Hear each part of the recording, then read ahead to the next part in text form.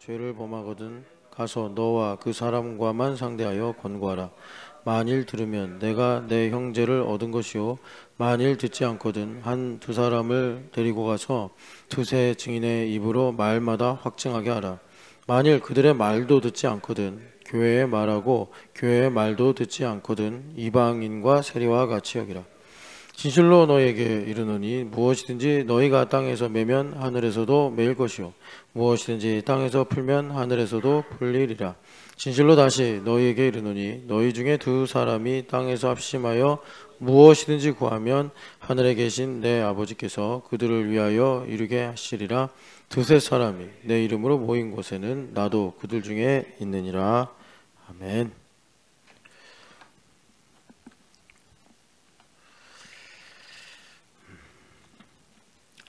제가 이렇게 살면서 예상치 못한 변수를 만났는데 그게 늙는다는 겁니다. 저는 늙어본 적이 없어가지고 그 어르신들은 많이 뵀지만 내가 늙어갈 줄이야. 근데 뭐 그렇다고 제가 확 늙어버린 나이는 아니지만 이게 쭉 어떤 일정 기간을 놓고 비교를 해보니까 운동 능력도 떨어지고 늙어가는구나 이걸 인정해야겠다 이런 생각을 하게 됐는데 그러니까 이제 건강이 점점 젊을 때는 몰랐는데 젊을 때는 뭐 그게 그렇게 중요하게 생각 안 됐는데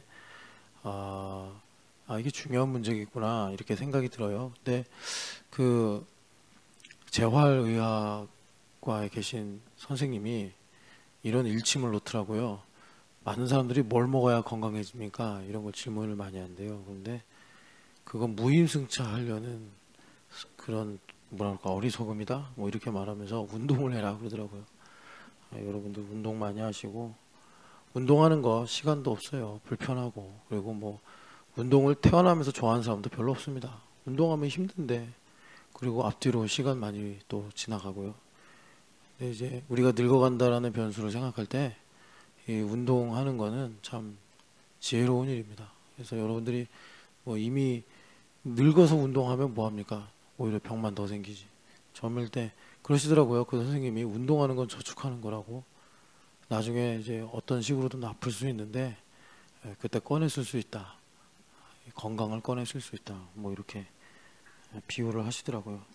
여러분들 뭐든 간에 좀 운동하시고 뭐 우리 교회도 이제 30대 초반들일 때 모여가지고 이제 40대 초반에 이르렀는데 다르잖아요. 운동하셔서 주님께 귀하게 쓰임 받으시기를 축복합니다. 오늘 우리가 18절을 중심으로 교회에 관한 말씀을 보는데 보면은 19, 20절은 이제 너희들이 모이기를 힘써라. 그러니까는 두 사람을 갖고 예수님 말씀하시니까 얼마나 주님께서 이 모이는 것을 강조하시는지. 뭐 두 사람은 사실 둘만 맞으면 되니까 참 모이기가 쉽잖아요. 그래서 그만큼 주님께서 교회란 뭐냐. 우리가 이렇게 이제 신앙생활을 할 때 사실 이제 목사님들이 좀 편의상 그런 것들을 유도하는 경우도 있는 것 같아요. 그게 뭐냐면 세상에서 이렇게 이제 공부하는 방법이 있잖아요. 공부를 잘하는 방법처럼 신앙생활을 하면 잘할 수 있다 이런 느낌이에요. 그러니까 나 혼자서 좀 뭐 깨닫고 성경 열심히 읽고 뭐 또 이제 열심히 있으면 기도도 하고 또 뭐 교회 오래 다니다 보면은 봉사도 하게 되잖아요. 그럼 봉사도 열심히 혼자서 열심히 하고 꿋꿋이 하고 그러면 신앙생활 잘할 수 있다. 이런 느낌. 근데 신앙생활 잘하는 건 그거랑은 되게 다릅니다. 뭐 좀 여러분들한테 그냥 본질을 강조하기 위해서 그거랑 반대일 수도 있습니다. 신앙생활 잘하는 건. 그러니까 혼자서 그렇게 성경 열심히 읽고 또 나름 이제 규칙을 지켜서 기도 생활도 하고 그러면 자기 생각에는 약간 흠이 없어 보이잖아요. 잘하고 있다 이런 식으로. 근데 정말 그렇게만 하면 나중에 아무것도 없다. 이제 우리가 신앙생활 한다는 건 예수님과의 관계인데 나하고 예수님하고 관련이 없더라 이럴 수 있습니다. 그래서 신앙생활은요 여러분 그 연결되고 결합되는 거예요. 연결 잘 되고 결합 잘 되면 신앙생활 잘하는 거예요. 근데 한국 교회가 분위기가 원래 안 이랬거든요. 원래 안 이랬는데 이제 뭐 도시화되고 또 산업이 발전되고 그러면서 조금 넉넉해지고 그런 이제 사회 분위기가 생기면서 이제 좀 개인주의 그리고 약간 좀 이제 한국 교회에 없던 전통이 공부하는 거, 뭐 제자 훈련이다라고 해가지고 이제 공부하는 시스템들이 들어왔잖아요. 그러면서 학교에서 내가 시험 공부 열심히 준비해가지고 좋은 성적을 받는 것처럼 내가 성경을 잘 이해하고 그리고 나름 소시민적 이런 뭐라 그럴까 양식을 갖고서 말씀을 잘 지키면 죄 안 짓고 살면 신앙생활을 잘하는 것이다. 제가 말씀드렸지만 죄를 안 짓고 사는 게 복음이 아니고 죄를 이기고 사는 게 복음인데 예수님 믿는 사람들이 죄를 안 짓고 사는 게 복음이다. 이런 약간 좀 엇나가는 근데 이런 말이 죄 짓고 살아도 된다 이런 얘기 아니라는 거 아시죠? 그래서 신앙생활을 잘하는 거는 여러분 신앙생활 잘하는 게 뭐예요? 예수님 잘 믿는 거잖아요. 예수님 잘 믿는 건 예수님하고 연결되고 결합이 되는 건데 이제 우리가 좀 교회됨이나 또 하나님 나라의 말씀을 좀 들어서 여러분들이 이 정도는 이제 이해할 수 있지 않을까. 그러니까 예수님하고 연결되고 결합이 되는 거는 하늘에 계신 예수님, 내 마음에 계신 예수님. 뭐로 알 거예요? 뭐 예수님하고 연결된 끈이 있습니까? 뭐 우리의 어디 몸에 게이지나 뭐 계기판이 있어가지고 지금 예수님과 이만큼 연결됐음 뭐 이런 거를 확인할 수 있는 그런 뭐 그런 게 없잖아요. 그냥 내 느낌이잖아요. 내 기분이잖아요. 그래서 내 기분이 좋으면 예수님하고 잘 연결되고 내 기분이 좀 안 좋으면 예수님도 보고 없고 그렇게 되잖아요. 그러니까 리얼리티가 중요하다고 우리 교회 계속 강조하는 건데 그럼 예수님과 잘 연결되고 예수님과 결합이 돼서 예수님께서 내가 너 안에 너가 내 안에 있다 하신 이 약속이 이루어지는 건 뭐냐 우리를 이제 로컬 처치 신촌연합교회가 되게 하셔서 신촌연합교회 사람들하고 내가 잘 연결되고 잘 결합이 된 상태에 이제 그것이 우리가 이제 신앙생활을 잘하는 거란 말이에요. 그래서 이거를 예수님께서 한마디로 섬기는 자가 되라. 섬김을 받으려고 하는 자가 되지 말고 섬기는 자가 되라. 이렇게 주님께서 말씀하신 것입니다. 그래서 여기 15절에서 17절에 범죄한 형제 이야기가 나오는데 이거 예수님께서 삼진아웃으로 처리하면 된다. 그래서 한 번 가서 말하고 두세 사람이 가서 말하고 그리고 나중에는 교회 이름으로 말해라. 그래도 말 안 들으면은 이방인과 세리처럼 출교해라. 이런 율법이죠. 이런 율법인데 여러분 우리가 마음은 하나, 그러니까 입술은 공경하지만 마음이 머는 사태에 빠지면 안 되잖아요. 그죠? 그러니까 음식법을 주셔서 깨끗한 거 많이 먹어서 거룩해져라. 이런 말씀이 아니잖아요. 그런 말씀이 아니잖아요. 그죠? 그러니까 우리가 원래 죄인이기 때문에 마음은 멀 수 있어요. 근데 요식 행위를 배워서 입술로는 공경해. 그러면 이제 스스로 착각에 빠진단 말이에요. 내가 거룩하다. 그래서 하는 짓을 보니까 누가 손 안 씻고 먹나 이러고 있단 말이에요. 이러고 있단 말이에요. 그러니까 여러분 그 율법적인 것과 복음적인 것이 있는데 이런 겁니다. 율법적인 것은 어떤 문제가 있을 때 이거 문제야 라고 말하면 이제 율법적인 누구나 할 수 있고 안타깝게도 거기에는 사랑이 없다. 이제 이렇게 성경에서 말씀하죠. 그러니까 하나님께서 그거는 문제다라는 율법을 주신 이유는 이제 복음을 가르쳐 주시기 위함인데 복음이란 내가 아니라 내 안에 계신 예수님께서 율법의 완성을 이루셔서 내가 사랑하고 섬기면 그 문제를 주님께서 하나님의 섭리로 해결하신다. 조금 이렇게 말로 설명하면 복잡해지는데 사실은 종이 한 장 차이입니다. 종이 한 장의 차이고 그래서 여기 15절에서 17절의 말씀은 우리가 참 뭐라 그럴까 단정 내리기를 좋아하고 또 쉽게 그렇게 해요. 그러니까 예수님께서 한 번에 틀렸다 해서 배제하고 단정 내리고 라벨 찍고 그러지 말고 너희들이 정성을 다해서 심지어 여기 죄를 범했다고 하더라도 주님께서 연결되고 결합되는 일을 매우 신중하게 지켜야 된다. 이렇게 이제 주님께서 말씀하시는 거예요. 그래서 15, 16, 17절 말씀대로 그러니까 여러분 이겁니다. 죄를 범한 형제를 우리가 그렇게 사랑으로 섬겨서 그가 여기 보면은 만일 들으면 15절에 권고해서 만일 들으면 내가 내 형제를 얻은 것이요. 그 형제를 얻은 것이 뭐예요? 거기 두 사람이 19절에 두 사람이에요. 그래서 그 두 사람이 그렇게 해가지고 합심하게 돼서 천국 열쇠를 가지고 하나님의 뜻이 이루어지는 삶을 살게 되더라. 그래서 베드로 선생님이 예수님이 무슨 말씀하시는지를 잘 알아가지고 21절에 몇 번 용서하면 돼요? 라는 유명한 질문을 하는 겁니다. 그래서 베드로 선생님은 이제 유대인의 세계관을 가지고 있으니까 7번이면 율법의 완성이겠죠? 이렇게 이제 말씀을 했는데 예수님은 7번이 아니라 7번을 70번까지 해라 이렇게 말씀하세요. 그러면 490번 하면 되는 겁니까? 뭐 우리가 이런 뭐라 그럴까 죄를 하루에 490번 짓는 것은 또 흔치 않죠. 밥 먹고 자는 거 빼고 그 죄만 지어야지 해도 490번 하기가 쉽지 않아요. 그럼 예수님께서 무슨 말씀을 하신 거냐? 그러니까 나를 힘들게 하고 또 나와 트러블이 생기는 이런 문제가 있으면 그만큼 깊이 성찰해서 그 22절 이하로 나오는 1만 달란트 비유처럼 100데나리온의 문제를 가지고 우리가 7번을 70번씩까지 묵상하고 나를 성찰해서 내가 그런 일로 인해서 스트레스를 받고 내 안에 그런 문제를 가진 사람을 정죄하고 있으면 먼저 거기서부터 내가 자유해지고 그리고 하나님의 뜻이 이루어지도록 주님께서 구하라고 이제 우리에게 말씀을 하시는 것입니다.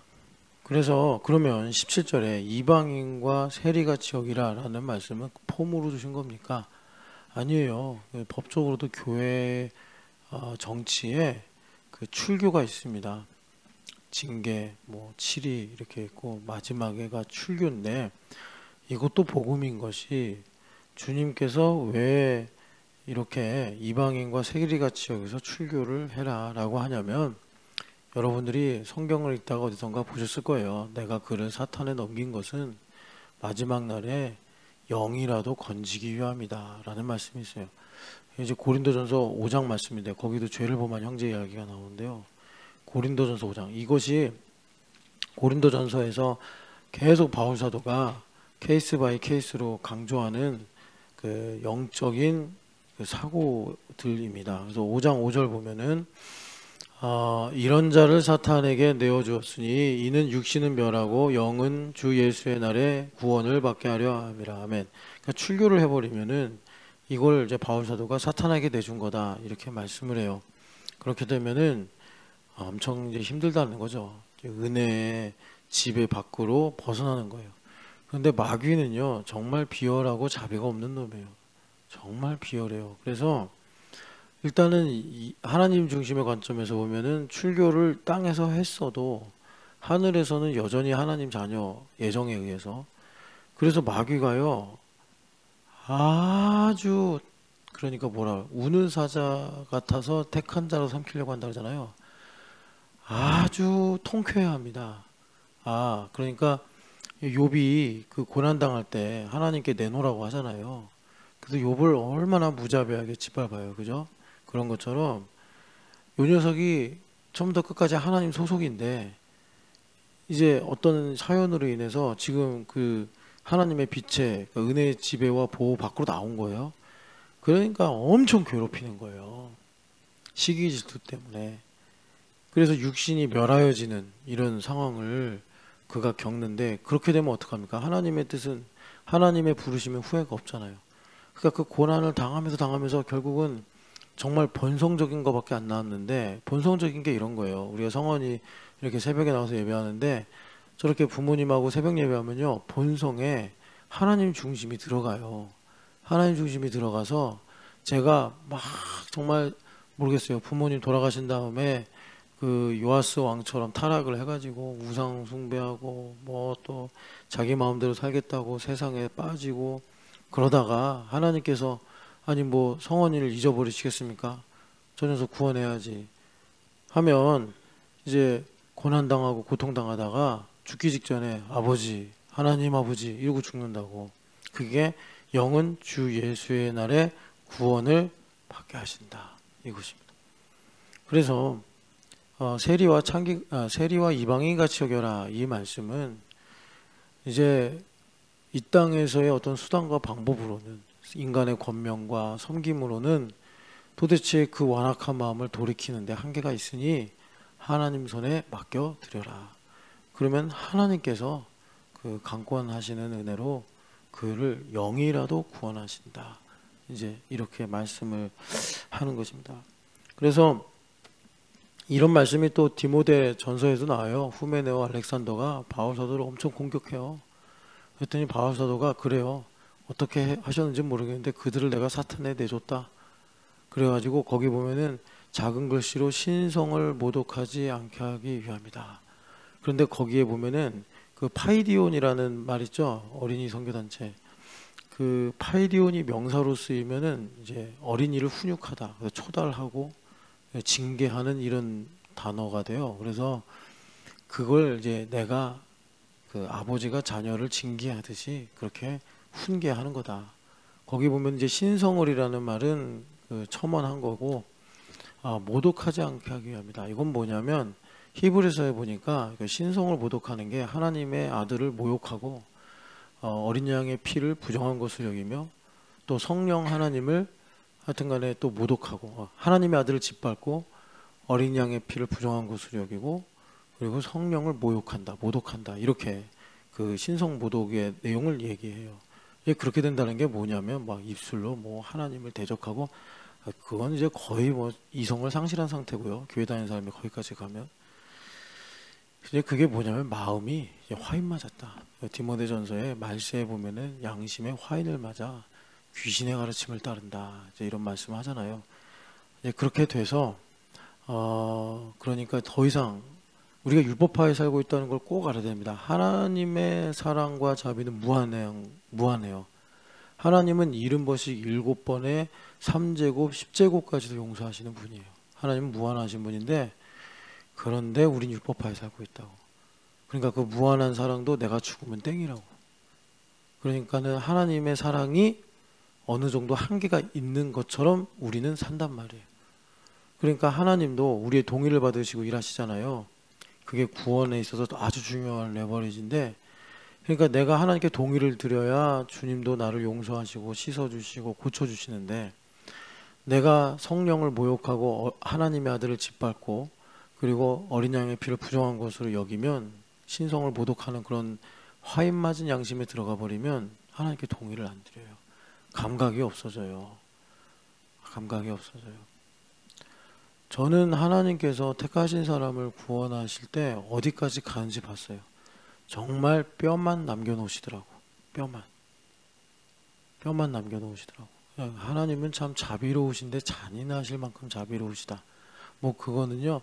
예수님 십자가에서 죽으셨다라는 사실을 제가 어린 시절에 배워서 어른이 돼가지고 또 어른식으로 또 이해도 하게 되잖아요.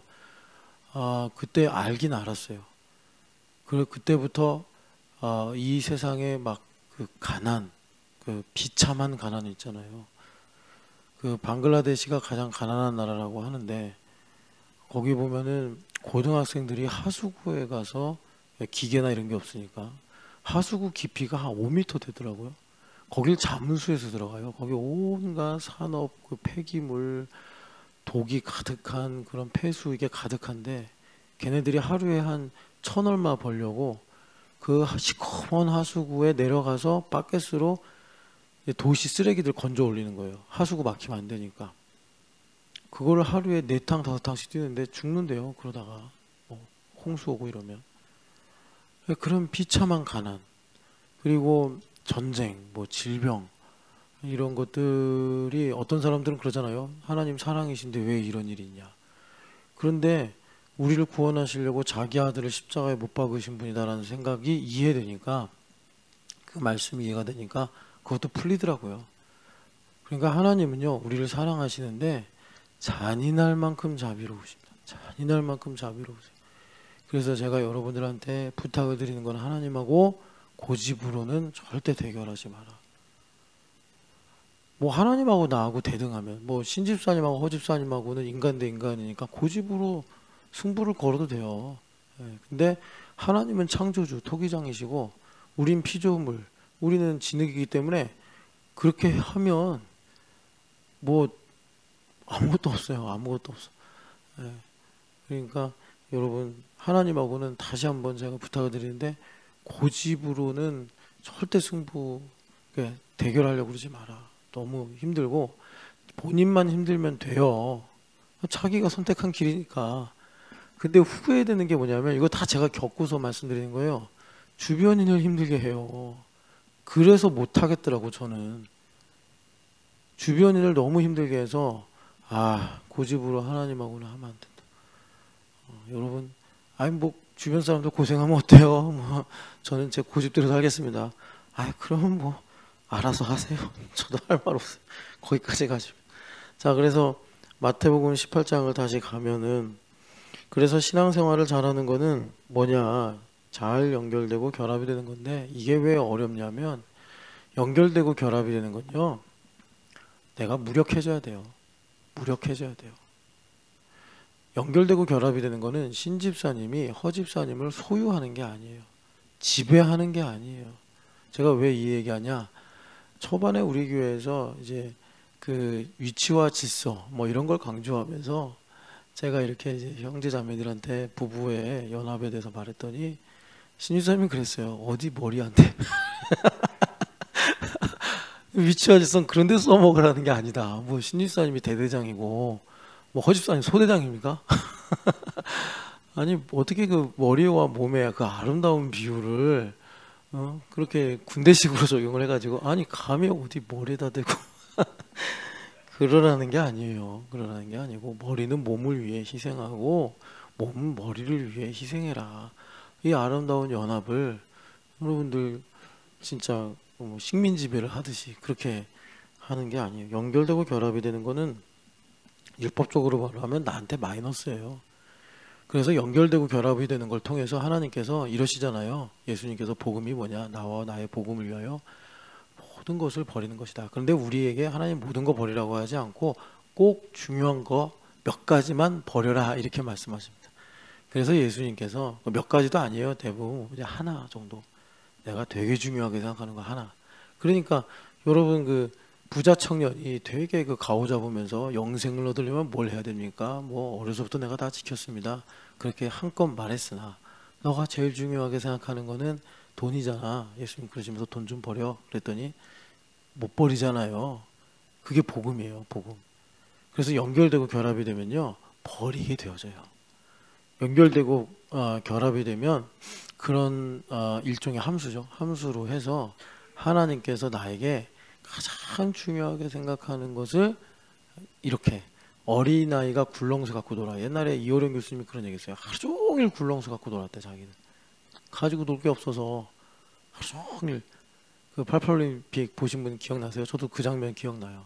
잠실 종합 스테디움에서. 우선 이제 못 봤지? 거봐, 난 봤다고. 그걸 이렇게 굴리면서 한 아이가 지나갔다고요. 거기서 생명과 죽음, 영원이란 무엇인가 질문을 던졌대잖아요. 그러니까 굴렁쇠로 쫙 했는데 어른이 돼가지고 누가 굴렁쇠 갖고 노냐고, 그죠? 그렇게 주님께서 예수님과 복음을 위해서 목숨을 버리는 일을 나에게 이루어 주신다. 얼마나 복돼요. 아니 그거를 내가 계속 어린아이 같으면 굴렁쇠가 내 재산 1호인데 난 이거 없으면 못 산다고 울고불고 난리칠 거 아니에요. 근데 그 아이가 자라서 이제 고등학생이 되고 이러면 그건 어린 시절의 추억이고, 이제는 내가 인생의 어떤 뭐 사명이라든지 신념이라든지 이런 걸 갖고 이제 살게 되는 거 아니겠습니까? 그러니까 우리가 연결되고 결합이 되면 너희가 나와 나의 복음을 위하여 부모와 처자와 집과 전토와 가진 모든 것을 버려야 된다. 그 중에 이제 하나 걸리게 돼 있다 이거죠, 주님께서. 그래서 거기서 내가 생명같이 여기는 이제 목숨이라고 주님께서 대표격으로 말씀도 하시는데 그 목숨과 같이 여기는 걸 버리게 하신다. 그게 연결되고 결합이 되는데 그래서 연결되고 결합이 되는 게 어렵다. 그게 어렵다. 왜? 연결되고 결합이 되려니까 이걸 버려야 돼. 근데 이거 내 목숨인데. 근데 예수님께서 나를 대신하여 죽으셔서 이제는 나를 위해 살지 않게 하시고 나를 위하여 자기 몸을 버리신 이를 위하여 살게 하신다. 이 복음의 능력이 나를 사로잡지 못하면, 그 은혜가 나를 지배하지 못하면 연결되고 결합이 되는 건 꼭 나를 속여서 내 걸 빼앗아 가려는 것 같은 그런 느낌으로 나타난다. 이렇게 주님께서 우리에게 가르쳐 주시는 거예요. 그래서 여러분 여기서 좀 여러분들이 충격을 받아야 돼요. 왜 충격을 받아야 되냐면 여기 18절 말씀이 정말 토시 하나 안 틀리고 16장 19절하고 똑같잖아요. 그러니까 16장 19절도 교회 이야기고 18장 18절도 교회 이야기예요. 그럼 뭐가 다르죠? 18장 전으로는 연결되고 결합이 되는 걸 갖고 교회의 본질을 말씀하시고 마태복음 16장에서는 신앙 고백을 갖고 교회 본질을 생각하시는 거예요. 한국 사람은 16장을 갖고 교회 본질 생각하는 거는 좀 편하게 생각해요. 아, 예수님은 하나님의 아들이시오. 예수님은 주인이시오. 그리스도시오. 아, 이거는 뭐 그냥 척척박사예요. 그래? 자, 그래서 여러분 아까도 말씀드렸지만 그게 뭡니까? 머리이신 예수님과 내가 주와 종의 관계를 갖는 거잖아요. 그러니까 이거는 다분히 어쩔 수 없는 게 그것만 갖고 있으면 그러니까 우리가 에너지 방정식 E는 MC 제곱 이걸 이해하고 있는 거랑 똑같아요. 아무런 나의 삶과 관련이 없잖아요. 여러분 에너지 방정식을 여러분들이 이해해서 질량 곱하기 빛의 속도 제곱 안다고 뭐 달라집니까? 신입사님이 그 에너지 방정식을 오늘 아침에 생각한다고 그립에서 무슨 뭐 에너지가 올라갑니까? 아니잖아요. 그러니까 예수님을 주로 고백해서 반석 위에 세워져 가지고 내가 교회로 이제 살아가는데 이런 일들이 실천편, 적용편으로 가면은 그러니까 연결되고 결합이 되는 건데 주님께서요 이 연결되고 결합이 되는 것에 첫 번째 케이스를 뭐라고 하셨냐면 너하고 결합되기가 껄끄러운 사람하고 연결돼야 돼. 이걸 말씀하시는 거예요.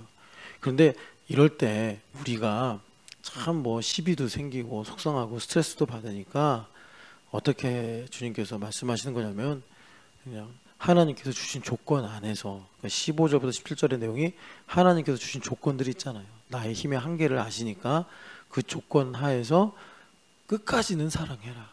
그래서 끝까지 사랑하는 것이 뭐냐면 이방인과 세리같이 여겨라. 그러니까는 내 한계가 분명해. 더 이상 내가 그 사람한테 시간을 들이고 애정을 쏟아도 그 사람이 이미 하나님 앞에서 양심의 화인을 맞아가지고 예배해도 감흥이 없고 뭐 또 찬양을 불러도 그냥 노래하는 거고 이렇게 돼버린 상태예요. 그러면 너가 바꾸려고 하지 말고 이방인과 세리같이 여겨라라는 말씀은 아까 바울 사도가 후메네오나 알렉산더를 두고 하신 말씀처럼 하나님께 맡겨드려라. 사람도 아무리 여기서 믿음이 좋고 은사가 많아도 못하는 게 있다. 그런데 하나님은 전능하시니까 하나님께 맡겨드려라. 그럼 하나님께서 주 예수의 날에 영이라도 건지신다. 하나님의 부르심과 은사에는 후회하심이 없다. 제가 그냥 10년 내내 성경을 읽으세요. 뭐 새벽 예배 기도하셔야 됩니다. 하나님께서 당신에게 주신 약속을 보니까 이거는 당신 믿음의 캐파가 한 2배, 3배로 커져야 됩니다. 그러려면 기도해야 됩니다. 주님께서 과부의 비유를 가지고 인자가 올 때에 그렇게 기도하는 사람을 보겠느냐 하시지 않았습니까? 당신이 그 사람이 돼야 됩니다. 하면서 했는데도 안 돼. 그러면 어떡하겠어요? 하나님 손에 맡겨드려야지. 그러면 죽기 직전에 아이고 적어도 기도할 걸 이러고는 죽을 거 아니에요. 죽기 직전에 아이고 그냥 성경 좀 읽어볼 걸 목사가 읽으라 그럴 때 그냥 내가 모르고 살다가 노안이 오고 나중에 백내장 녹내장 다 오고 그래가지고 성경을 보고 싶어도 못 보고 왜 그래 또 왜 양심이 찔리고 그래. 그래서 그렇게 여러분 끝까지 사랑하라는 주님의 말씀입니다. 여러분 포기하지 말고 주님의 사랑을 흘려보내시기를 축복합니다. 그래서 충격은 뭐냐면 여러분 우리가 이건 동의할 수 있잖아요. 예수님을 주로 고백하고 그래서 우리가 입술로 그러면 이제 믿는 거죠. 그걸 주님께서 의로 여기신다. 그런데 우리 주님은 신실하셔서 우리를 복음의 능력으로 믿음에 이르게 하사, 믿음에서 믿음에 이르게 하사 반석 위에 나를 세우시는 거예요. 반석 위에 세워지는 게 뭐예요? 마태복음 7장에 보니까 내 말을 듣고 행하는 자는 반석 위에 집을 짓는 자와 같다. 행하게 하신단 말이에요. 행하게. 교회가 되게 하셔서, 교회가 되게 하신 거는요, 행함의 방점을 찍은 거예요. 왜? 나는 몸이니까. 만약에 교회가 되는 것의 방점이 뭐 신앙 고백에 찍힌다면 그건 내가 머리라는 얘기예요. 근데 우리는 몸이잖아요. 몸이니까 행함의 방점을 찍은 거예요. 그래서 야고보 선생님이 믿음이 행함이 없으면 죽은 믿음 아니냐. 그러니까 교회가 돼서 이 행함의 복을 누려라. 이렇게 이제 말씀하시는 건데, 그래서 내가 몸이 돼가지고 믿음이 온전해진다는 거는 믿음으로 살아가게 되는 거예요. 그거를 골로새서에서 예수님의 이름으로 행한다. 이렇게 되는 거예요. 그러니까 허 집사님 그 서대문구에서 예선 통과했다며. 근데 뭐 그런 얘기를 어제 이런 방구도 얘기 안 해. 재밌는 일인데. 누가 뭐라고 할까봐? 뭐라고? 아 그래? 왜 어제 말도 안 하냐고. 아니 뭐 본인 기질에 의하면 되게 자랑하고 싶은 일인데 극동방송에 나갔다가 예선도 통과 못했었잖아 그때. 그리고 이제 가수 얘기를 접었는데 이번에 하나님께서 서대문구에서 2차 예선까지 통과시키셨다며. 근데 왜 저기 전 집사님한테 영상도 올리지 마 막 그러고 어제도 한마디도 얘기 안 해. 부끄러워서. 뭘 부끄러워. 우리 다 부끄러운 거 아는데. 다 그 얘기해서 뭐 누군가는 욕하겠죠. 어제 보니까 신입사님 막 욕하더만 뭐 유법적 교양이 뭐 끝까지 올라왔다느니 막 그러면서 아니 그러면서 다듬어지는 거, 연결되고 결합이 되는 거지. 근데 설마 거기서 우승해서 뭐 300만 원을 타든 100만 원을 타든 간에 가수 한다고 하지 마요. 나 골치 아프니까. 혹시 뭐 이제 결선에 가서 대상을 탔어. 근데 뭐 저는 무슨 기획사에서 왔습니다. 한번 임영웅이 되지 않으시겠습니까? 절대 하지 마. 저 우승을 해도 절대 가수는 안 돼. 나 골치 아파. 자, 그래서 그 연결되고 결합이 되는 것이 그렇게 내가 신앙 고백으로 반석에 세워지는 것과 똑같네. 우와. 그래서 여러분 이게 사실 충격이에요. 왜냐하면 우린 그렇게 잘 생각을 못 하거든요. 연결되고 결합이 되는 건 좀 내가 신앙생활 하는 행위 중에 하나, 뭐 기도도 하고 경건생활도 하고 봉사도 하고 하는 것 중에 뭐랄까 종류로 생각을 하는데, 예수님께서 교회를 중심으로 말씀하실 때 보니까 같은 거예요. 같은 것. 그래서 신앙생활의 본질은 내가 예수님과 하나가 돼서 신앙 고백으로 살아가는 건데, 그게 어떻게 현실에서 이렇게 이루어지나 했더니 연결되고 결합이 되는 거예요. 연결되고 결합이 되는 거. 여러분 그렇게 연결되고 결합되시길 축복합니다. 그래서 우리 교회에서 이제 머릿돌 말씀 여러분 계속 말씀드리잖아요. 그러니까 이렇게 제자됨 10일이나 교회됨 40일이 한 번씩 올 때마다 여러분 그 머릿돌 말씀을 한 번씩 묵상하세요. 그걸 중심으로 주님께서 이런 모든 것을 다 원심력과 구심력으로 역사하시는 거니까. 그러니까 우리한테 하나님은 정말 한 번도 쉬지 않으시고 뭘 하기를 원하시냐? 아버지 나라를 주길 원하신다고. 그러니까 이것도 하나님 나라 주시려고 주님께서 그렇게 하시는 거예요. 솔직히 말하면 제가 잊어버렸어요. 제가 가을쯤이 되면은 제자됨 10일도 하고 또 뭐 봄에 한 번 하든지 가을에 한 번 하든지 해서 사경회를 하잖아요. 근데 봄에 무슨 일이 많았나? 근데 사경회 조금도 생각 못하고 가을이 됐는데도 사경회를 해야겠다는 생각을 전혀 못한 채 그냥 이렇게 살고 있는데, 어떤 분이 정말 은혜를 많이 받은 거예요. 제가 그분이 은혜 받는 거 많이 못 봤는데 이분이 진짜 은혜를 받은 거예요. 그래가지고 막 기도를 같이 했는데 기도도 엄청 뜨겁고 하여튼 그래요. 그래서 내가 야 하나님 정말 살아계시구나. 제가 정말 그냥 내놨거든요. 내놨는데 혼자 은혜를 어디서 되게 실컷 받고 와가지고 막 저한테 도전하는 거예요. 사경회 언제 하냐고. 깜짝 놀랐어요. 제가 보통 사경회 한다고 그러면 안 할 사람인데 그래서 제가 하라는 주님의 명령이구나 해가지고 사경회 하려니까 이것도 생각나는 거예요. 제자됨 10일도. 그래서 참 내가 뭔 생각에 빠져 있는지 이렇게 못 알아들으니까 주님께서 이런 또 경우를 만드셔서 생각나게 하시는구나. 이걸 좀 제가 알게 됐어요. 여러분 다시 한번 하늘 땅 이야기 좀 합시다. 지금 교회 이야기인데 교회는 하늘 땅이 통일되는 거다. 에베소서 1장 10절이죠. 하늘과 땅을 아나카펠라티오하게 하신다. 그래서 하늘이 있어요. 하늘. 자, 그런데 보통 우리가 쉽게 생각하는 거는 하늘에서 이렇게 이제 이게 땅이에요. 땅에 하나님의 뜻이 이루어져요. 그 기독교에 플라톤이 들어왔다고 그랬잖아요. 그래가지고 이원론이 되게 강해졌어요.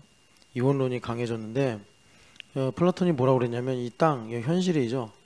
그래서 이거를 성경에서 보이는 것 이렇게 이제 통칭하셨는데 이 보이는 것들은 다 플라톤이 아무리 생각해도 뭔가 일관된 원칙이 있고 또 자기도 이제 죄인이지만 영혼에 대한 흔적이 있기 때문에 영혼을 사모하는 마음이 있다 보니까 변하지 않는 뭔가 있을 것 같은데 그래가지고 만든 게 이제 이데아라는 가설이죠. 가설. 그래서 흐릿흐릿하게 이런 이제 영적인 세계에 대한 말을 조금 해놨어요. 그런데 우리 예수님은 그렇게 흐릿하게 말씀 안 하시죠. 뭐라고 말씀하셨냐면 뜻이 이게 중요해요. 뜻. 그러니까 하나님은 여러분 성경에 보면은 설계자로도 나오시고 디자이너로도 나오시고 뭐 하여튼 기획도 하시고 하나님은 분명히 뜻이 있으시다고. 뜻이 있으신 거예요. 그래서 그 뜻이 뭐냐? 하늘에서 성삼위 하나님 하나 되셔서 사랑으로 이루어진 뜻이에요. 그걸 우리가 이제 교리적으로 신학적으로 작정하셨다. 뭐 이렇게 말을 해요. 그래서 그 뜻이 땅에 이루어지는 거예요. 그러니까 매우 명확해요. 단순하지만. 그러니까 하나님의 그런 지적인 계획과 뜻이 이 땅에 이루어지는 것이다. 그래서 그것을 주님께서 괜히 그냥 생각나셔서 말씀하신 것이 아니라 정말 성경의 유기적 관계를 가지고 말씀하신 건데, 자, 땅에서 이루어지는 게 뭐죠? 이웃을 사랑하는 거예요. 근데 이웃을 사랑할 때 주님께서 이웃을 사랑하라 이렇게만 얘기 안 하시고 자기 몸처럼 자신처럼 사랑하라 그랬죠. 그래서 우리는 독립을 해야 돼요. 독립을 해야 된다고. 내 독립적 인간이 돼야 된다고. 의존적 인간이면 율법이 먹히질 않아. 독립적 인간이 돼야지 정말 사랑할 수 있는 행복한 삶을 사는 거예요. 그런데 이 이웃 사랑이 예수님께서 정리해 주시기를 하나님 사랑에서 오는 거야. 그래서 이 두 계명이 신명기 그 6장의 말씀과 레위기 19장의 말씀이 사실은 하나야. 하나님을 사랑하면 이웃을 사랑하게 돼 있어. 너네들 그 성경에 이웃 사랑하라는 말 많이 들었지. 나그네를 사랑하라, 고아와 과부를 사랑하라. 근데 그게 다 너희들이 무슨 뭐 구제 사역을 해라 이런 말이 아니라 하나님의 사랑이 위로부터 부어져서 내 삶의 저 변경 지역에 있는 나그네들, 과부들, 고아들까지에게로 흘러가도록 해라. 그런데 그게 사실은 너를 살리는 길이다. 주님께서 그렇게 계명을 가지고 말씀을 하시는 거예요. 그래서 주님께서 교회를 통해서 만물을 다스리신다. 교회 머리가 되시고 그 발 아래 만물을 두셨다. 그렇게 만물을 통치하시는 일이 이제 이런 구도로 이루어진다는 것입니다. 뜻이 하늘에서 이루어진 대로 땅에서 이루어지다. 그래서 누가복음에서는 주기도를 나라가 임하옵시며 이렇게 기도했고, 마태복음에서는 뜻이 하늘에서 이루어진 것처럼 땅에서도 이루어지다. 나라가 임하옵시며 뜻이 하늘에서 이루어진 것처럼 땅에서도 이루어지다. 이렇게 구체적으로 좀 더 기도를 했어요. 그런데 이게 전부가 아니라는 거예요. 예수님께서 또 한 가지 교회를 두고 말씀하시는데, 자, 똑같은 땅이에요. 그래서 사실 여러분 이렇게 올라가는 방향을 하나 말씀하시는데, 요 두 개가 예수님께서 뭐라고 하시냐면 요 두 개가 사실 중첩이야. 한 가지야. 그러니까 우리는 논리적인 이제 이해를 돕기 위해서 이렇게 순서로 땅에서 매면 하늘에서 매이고 땅에서 풀면 하늘에서 풀려서, 그래서 이제 주님께서 7 봉인을 다 떼셔가지고 그 하나님의 보좌로 이제 향로가 올라가잖아요.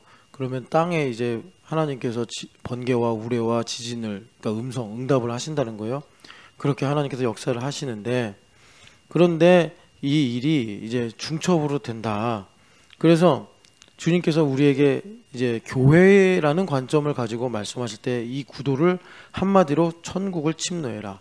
하나님 나라를 침노해라 그래요. 근데 여러분 침노한다고 할 때 대표적으로 그 마태복음 8장에 로마 백부장이 엄청난 신앙 고백을 하잖아요.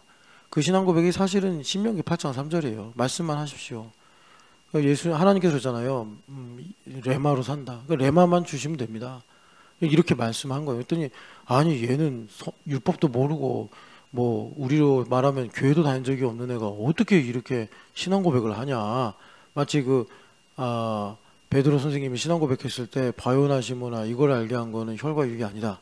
하늘에 계신 아버지께서 알게 하신 것이다. 이런 것처럼 그런 예수님께서 그런 충격을 받으신 거예요.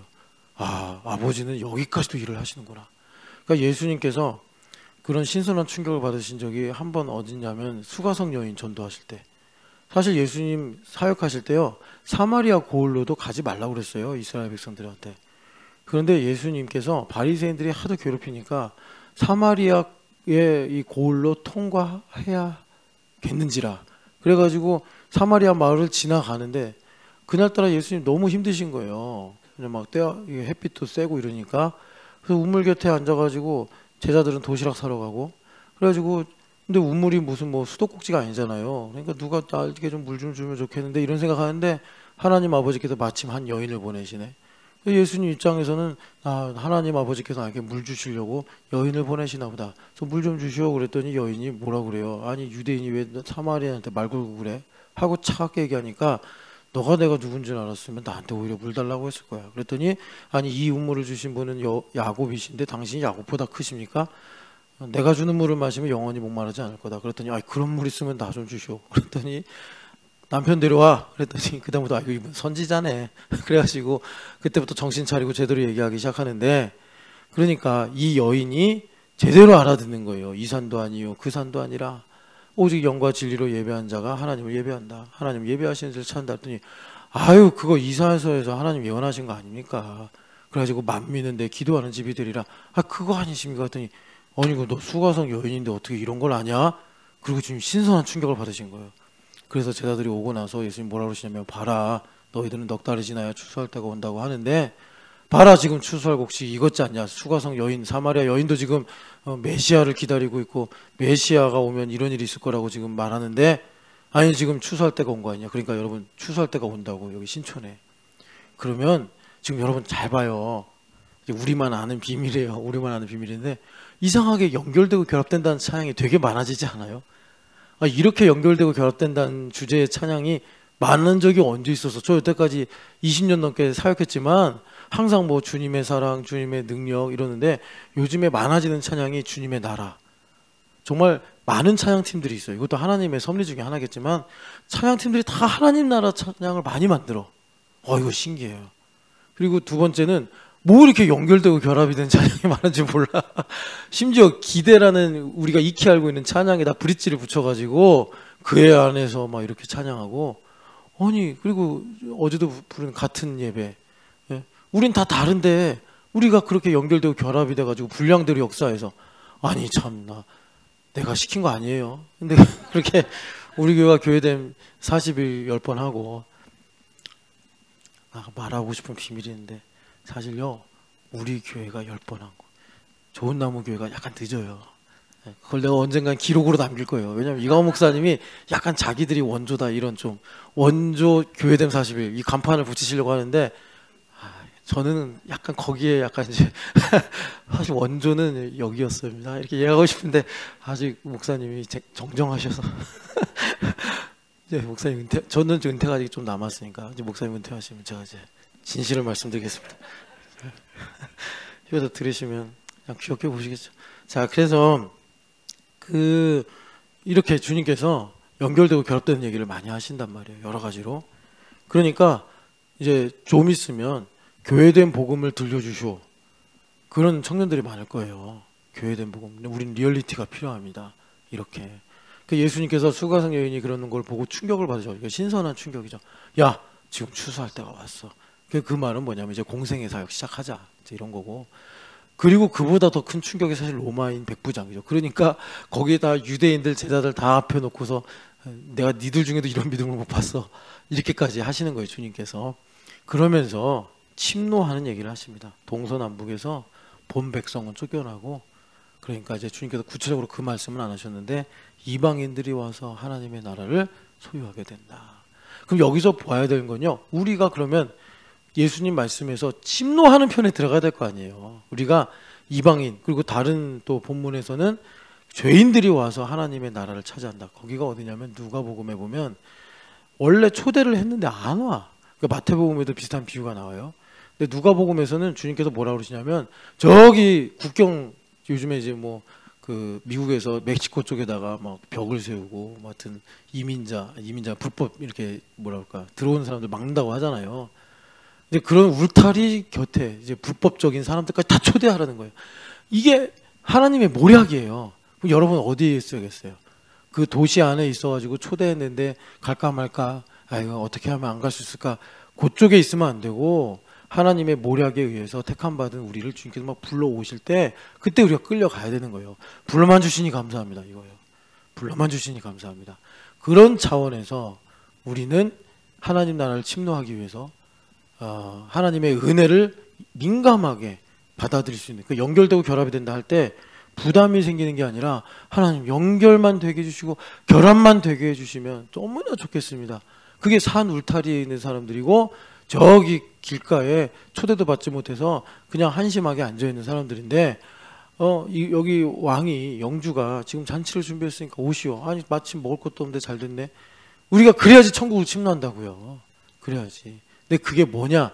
그게 그러니까 우리가 공동체 안에서 섬기는 사람이 되는 거다. 섬기는 사람이 되는 거다.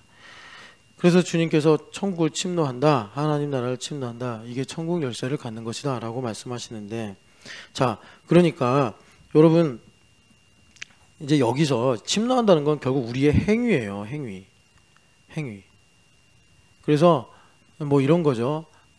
나는 북한에 비전이 있습니다. 저는 일본 선교에 하나님께서 부흥을 이루실 걸 믿습니다. 뭐 저는 캠퍼스에 부흥이 올 것을 뭐 기다립니다. 우리가 그렇게 이제 말할 수 있어요. 그런데 문제는 뭐냐면 항상 우리의 중병, 입술로는 공경하는데 마음은 멀다고. 이제 이 말을 말씀을 여기다 적용하면 뭐냐면 북한 선교를 하고 싶습니다. 그런데 그 뱃속에 자기 중심적인 의도와 목적이 있는 거예요. 심지어 아브라함 할아버지도 몇 살인지는 모르지만 이스마엘 낳기 전에 그 하나님께서 너의 자손을 별처럼 많게 해주겠다 그랬더니 믿어버렸대잖아요. 근데 그 안에도 여전히 이제 뭐 소유욕이라든지 또는 뭐 수치라든지 정죄라든지 이런 게 남아 있어가지고 하나님께서 연단하시는 과정들이 있는 거잖아요. 그러니까 우리도 그렇다고. 내가 뭐 북한 선교라고 말하지만 나를 입증하고 싶어하는 마음도 있고, 내가 일본 선교라고 말하지만 그 안에는 내가 원하는 일을 뭐 이루고 싶은 마음도 있고, 그런 것들이 우리 안에 있단 말이에요. 그래서 그런 것들을 주님께서 상쇄해야 되잖아요. 주님께서 그런 것들을 이제 하나님 중심으로 성령으로 말미암아 하나님의 사랑이 우리 가운데 부어져서 나를 부끄럽게 하지 않는 소망으로 바뀌어야 되잖아요. 그게 그러려면 연결되고 결합이 돼야 된다. 이거 말씀하시는 것입니다. 연결되고 결합이 될 때 하나님께서 외과 의사처럼, 그 외과 의사라는 에세이가 있었어요. 2003년에. 그래서 거기 보면 여인의 손길과 독수리의 눈과 뭐 있었지? 아이고 기억이 안 나네. 그걸 제가 참 좋아했었는데, 독수리의 눈과 사자의 심장, 이게 외과 의사다. 그래가지고 우리 예수님께서 그렇게 우리한테 그 썩어질 것만 끄집어내시는 거예요. 그래서 우리로 정말 하나님의 열심히 임하도록 정말 북한의 회복을 위해서, 또 일본의 영혼들이 부흥으로 살아나는 걸 통해서 그런 것들을 우리로 가지게 하시는 거예요. 그런 걸 통해서 하나님께서 하나님의 열심히 임해서, 자 여러분 이 땅에서 사는데 율법적 경영이 없이 어떤 일이 이루어집니까?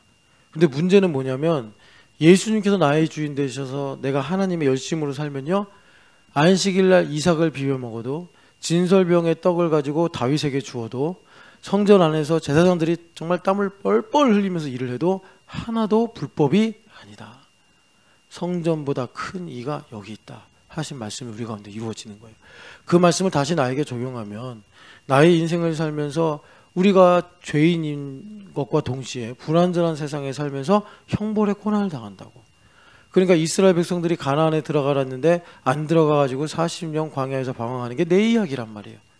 그런데 그 형벌적 고난을 나중에 가나안 땅에 들어가게 될 때 어떻게 됩니까? 그것이 성경에 기록이 되면서 오늘날 우리에게 주시는 레마가 돼서 그분들이 믿음의 선조로서 우리를 위하여 대리적 고난을 받으신 거예요. 그래서 바울 사도가 이런 말씀하시는 거예요. 우리가 사망 선고를 받아 정말 모든 소망에서 끊어질 때가 됐는데 하나님께서 위로로 역사하셔서 그 은혜가 넘치게 하셨다. 이것이 너희를 위한 고난과 너희를 위한 위로가 아니겠냐. 바울 사도가 그런 이해를 말씀하시는 거예요. 그러니까 나의 인생에 내가 잘못하고 내가 부족하고 내가 고집 세우고 내가 그래서 고난을 많이 당했는데 드러난 건데 어둠이. 그런데 주님께서 이제 나를 연결되고 결합이 되게 하셔서 생명의 강이 흘러가고 흘러나가니까 어떤 일이 생기냐면 주님께서 그런 일들을 모략으로 이제 삼으셔서 내가 죽고 난 다음에도 북한 땅에 하나님의 일이 이루어지도록, 그리고 내가 이렇게 손으로 연결할 수는 없지만 이것이 이제 주보에 기록된 도시에 선교사님들에게 흘러가서 하나님의 일이 되도록, 그리고 나는 모르지만 저 캠퍼스의 청년들 뭐 이제 07학번인지 27학번인지 30학번인지 그때 그 청년들에게 흘러가도록, 우리 주님은 하루를 천년처럼 천년을 하루처럼 사시는 분이니까 내가 30년 전에 당한 고난을 갖고서 충분히 그렇게 일을 하실 수 있단 말이에요. 그렇게 주님께서 나의 인생을 대리적 고난으로 바꿔버리시는 거예요. 그렇게 될 때 우리가 정말로 예수님과 나는 한 분입니다. 주님 나를 구원해 주셔서 너무나 감사합니다. 이렇게 이제 주님께 모든 영광을 돌리는 충성스럽고 지혜로운 청지기가 되게 하시더라라는 것입니다. 그래서 여러분 연결되고 결합이 되는 걸 어제 이제 HBM으로 말씀드렸잖아요. 이 H가 하이고 B가 밴드위스라는 거거든요. 밴드위스가 뭐냐면 이런 거예요. 어떤 장치냐면 그런 전자 장치들이 이렇게 정보를 주고받을 때 주파수라는 게 있잖아요. 그래서 이 주파수의 폭이 확 늘면은 많은 정보를 이제 우리가 이게 뭐라 그럴까 처리할 수 있는 거고, 주파수가 좁으면 그냥 조그만 작은 정보만 처리할 수 있는 거예요. 그러니까 이 D램을 이렇게 메모리를 이렇게 쌓으면 주파수가 확 커져서 대용량으로 이제 정보들이 처리된다는 거예요. 자, 우리가 연결도 결합이 되면 내 머리 하나로 들을 수 있는 램만은 요만큼밖에 안 되는데 연결되고 결합이 되니까 이 대역폭이라고 하거든요. 하이 밴드위스를. 그러니까는 이 주파수가 확 늘어서 주님의 레마가 들리는 거예요. 그래서 우리가 영적인 이 사고가 이제 복되게 이루어지게 되더라라는 것입니다. 자, 그래서 여러분 이 제자됨 시비를 하는데 특별히 이번에는 연결 결합을 많이 강조하고 있어요. 우리가 연결되고 결합이 된다는 것은 주님의 장막 가운데 거하는 거구나. 예수님께서 우리와 함께 계신다는 것을 장막을 치셨다. 요한복음 1장 14절이에요. 그렇게 주님께서 나의 인생의 장막이 되셔서 내가 그 안에 들어가니 주님의 레마가 들리는데 그 레마를 내가 보니 은혜와 진리가 충만하더라. 여러분 이 두루마리를 먹고 이 두루마리가 내 심중에 있나이다. 그래서 다니엘은 몰랐던 그 비밀을 여러분은 발견하시고, 그래서 복되게 하나님의 뜻이 이루어지는 교회됨의 삶을 사시길 축복합니다. 거룩하신 하나님 아버지, 이번 제자됨 시비를 위해서 우리가 하나님 연결되고 결합이 되는 이 말씀을 듣습니다. 하나님, 우리 신촌연합교회 모든 공동체가 한 사람 두 사람에서 절대 끊을 수 없는 세겹줄 영적 공동체가 되게 하여 주시옵소서. 그래서 하나님 아버지, 어떤 일도 그리스도 예수 안에 있는 하나님의 사랑에서 우리를 끊을 수 없다 하신 그 하나님의 사랑이 우리 가운데 부어져 하나님 아버지 주님의 복된 레마를 깊고 풍성하게 듣게 하여 주시고, 그래서 하나님 주님께서 초막절날 정말 마지막 설교인 것처럼 외치신 목마른 자들은 다 내게로 와라, 나를 믿는 자는 그 배에서 생수의 강이 흘러넘치리라 하신 그 놀라운 성경의 이름과 같이 생수의 강이 그 배에서 흘러넘치리라, 에스겔서 47장이 이루어지는 하나님 우리 제자됨 12일이 되게 하여 주시옵소서. 부활하신 예수님의 이름으로 기도합니다.